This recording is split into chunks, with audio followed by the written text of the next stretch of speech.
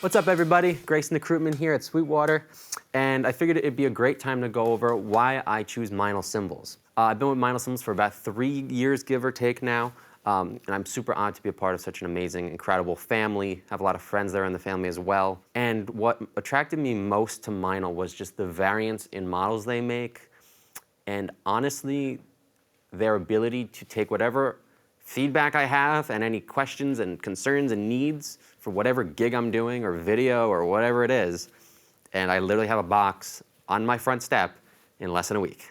As crazy as that sounds, it's true.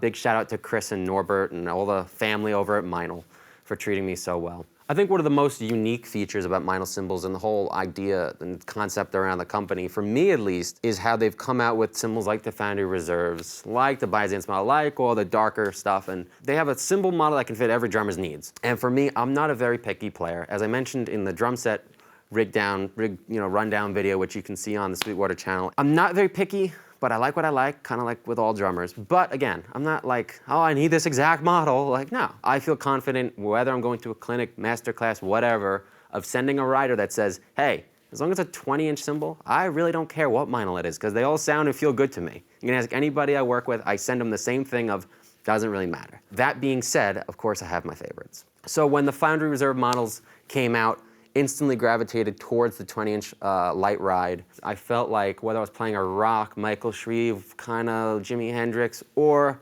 a Tony Williams, Max Roach kind of thing, or even a Buddy Rich thing, I felt like I could rely on the cymbal really, really well, because it cuts through enough.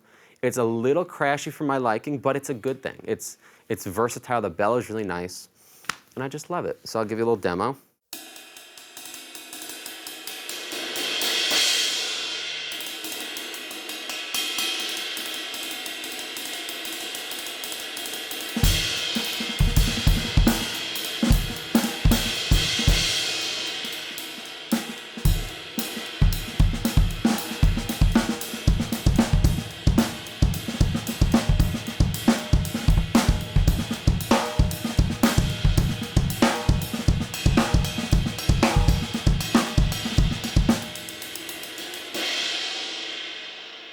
And as you can tell, it's a really crashy cymbal. I love that. Of course, if I want a little control to put a little tape underneath, not a big deal. For the crash cymbal today, I have an 18-inch Foundry Reserve crash, which I think pairs really nicely. Honestly, even if I didn't have another Foundry Reserve here with any Meinl ride or hi-hat or anything, I think it's a really standout cymbal. In fact, at home, I play the 19-inch version, which I love both. I might like the 19 a little bit more. It's a little darker, but I find the bells on these cymbals really interesting because they cut through, but they have this like warmth underneath, and it's like a really deep sound.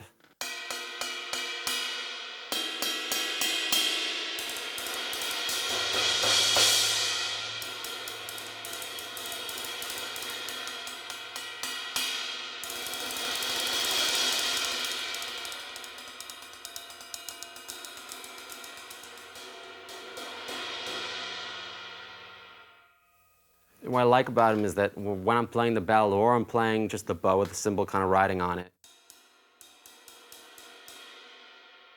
I kind of feel like I have every part of the cymbal in one hit, if that makes sense. So when I'm hitting the bell, it's not like a separate cymbal. Some bells can be like, oh, you know, a completely just a bell. There's no like anything underneath. It's just ping, ping, ping. In this case, I like how it kind of feels like I'm playing the complete cymbal, no matter where I'm playing on the cymbal. And for the hi-hats, these are the cymbals I typically use at home or on the road. They're kind of my go-tos. It's the Byzance 14-inch medium. Just great overall, no-nonsense hi-hats. I love them. They feel great. They chick great. They feel really good. The rebound is really nice on them.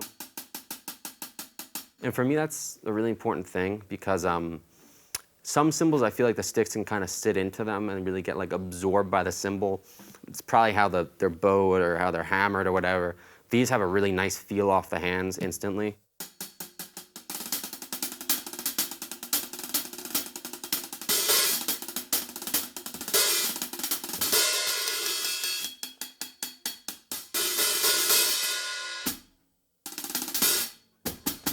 But I also feel like I can crash on them and rock on them and kind of do whatever I need to. So one of the aspects of my playing I get most commented on is that I don't play with a lot of cymbals. I don't have a 17-inch kit, a 17-inch cymbal piece kit with a million bells and whistles and all this stuff. And I feel that comes from watching some of my favorite drummers and realizing a lot of it can come down to technique. And if you choose the right cymbals for what you're doing, you only need a few. Like I was mentioning earlier, like a ride like this, I feel like I can play a bunch of styles on it. If I had a really heavy, pingy projection type ride, I would kind of feel limited.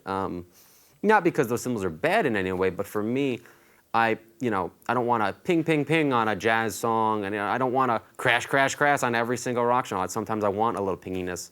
So I need something in the middle, and I think it's important to choose what fits you the best. Just like any tool, they're just tools that allow us to do our job correctly. And of course, the selection can be wrong. Just like sometimes I do need a really pingy ride because of what I'm working on. I'm not going to be set in stone of what I pick. I'm comfortable with these, but that doesn't mean I'll only play these. I feel like if I go with any Meinls really, I'll be cool.